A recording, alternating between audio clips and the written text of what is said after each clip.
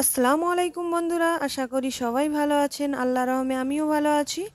নতুন বন্ধুদের স্বাগত জানিয়ে, পুরানো বন্ধুদের পাশে থাকার ধন্যবাদ জানিয়ে আজকে শুরু করছি একটি নতুন পর্ব। চলুন দেখে নেওয়া যাক।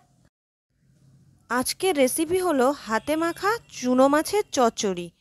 তো এই চুনো মাছের জন্য আমি এখানে উপকরণ নিয়েছি। এখানে টমেটো কুচি করে কেটে নিয়েছি, আর 200 গ্রাম চুনো মাছ নিয়েছি, আর কাঁচা লঙ্কা চিড়ে নিয়েছি, আর এখানে নিয়েছি একটা মিডিয়াম সাইজের পেঁয়াজ আর ধনেপাতা, আর নিয়েছি এখানে একটি আলু সরু সরু করে কেটে নিয়েছি, আর বাটিতে রয়েছে আদা রসুনের পেস্ট, আর সর্ষে জিরে বাটা, আর সরিষার তেল। তো এবারে একটি পাত্রে করে আমি মাছগুলো নিয়ে নিয়েছি। এর মধ্যে আলুগুলো দিয়ে দিলাম, পেঁয়াজ কুচি,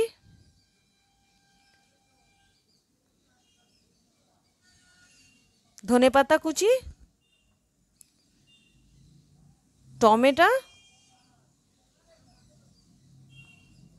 আর এখানে কাঁচা লঙ্কা দিয়ে দিয়েছি। আর এখানে দিয়ে দেব আদা রসুনের পেস্ট, সর্ষে জিরে বাটা, আর দিয়ে দেব সরিষার তেল।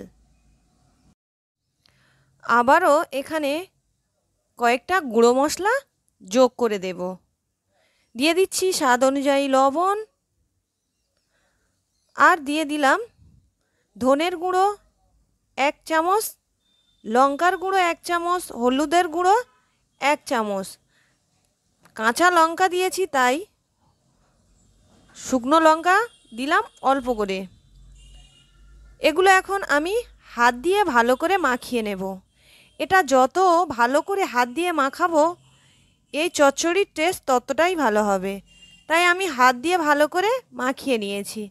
এরপর একটি টিফিন কৌটো নিয়েছি, এর মধ্যে দিয়ে দিচ্ছি, আর ওই পাত্রটায় সামান্য পরিমাণ ধুয়ে আমি পানি অ্যাড করে দিলাম। বেশি পানির প্রয়োজন নেই। এরপরে একটি কড়াতে আমি পর্যাপ্ত পরিমাণ পানি দিয়েছি, দিয়ে আমি ওটা ফুটিয়ে নিয়েছি। ভালো করে ফুটছে, এর মধ্যে আমি টিফিন কৌটোটা বসিয়ে দিলাম, দিয়ে উপর থেকে একটি ঢাকা নিয়ে বন্ধ করে দেব, ভালো করে ছিদ্রটাও বন্ধ করে দেব। দিয়ে 20 মিনিটের মতো আমি এটা ফুটিয়ে নিয়েছি। ফোটানোর পরে একদম রেডি হয়ে গেছে আমার চুনো মাছের বাটি চচ্চড়ি। তো এই বাটি চচ্চড়ি অসাধারণ লাগে গরম ভাতের সাথে, জাস্ট ফাটাফাটি। আপনারা অবশ্যই বাড়িতে ট্রাই করবেন, ট্রাই করে আমাকে কমেন্ট করে জানাবেন। আর ভালো লাগলে অবশ্যই লাইক কমেন্ট শেয়ার করবেন, পাশে থাকা বেল আইকন প্রেস করবেন, আর সাবস্ক্রাইব করতে ভুলবেন না প্লিজ। আপনাদের একটি লাইক আমাদের কাছে অনেক মূল্যবান।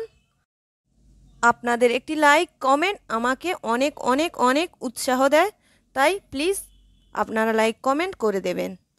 তো আমি এখন কলা পাতা করে এখন গরম ভাত নিয়ে পরিবেশন করব। তো আমি কলা পাতা নিয়ে নিয়েছি, আর ভাত নিয়েছি, এখানে পেঁয়াজ নিয়ে নিয়েছি, কাঁচা লঙ্কা নিয়েছি, আর নিয়েছি এখানে লেবু, আর একটা ডিম সিদ্ধ নিয়েছি, আর ওই চুনো মাছ চচ্চড়ি, আর নিয়ে নিলাম কাতলা মাছের পেটি। আজকের থালিটা কেমন লেগেছে বন্ধুরা? ভালো লাগলে প্লিজ একটি লাইক। আজকের এই পর্যন্ত। আল্লাহ হাফেজ।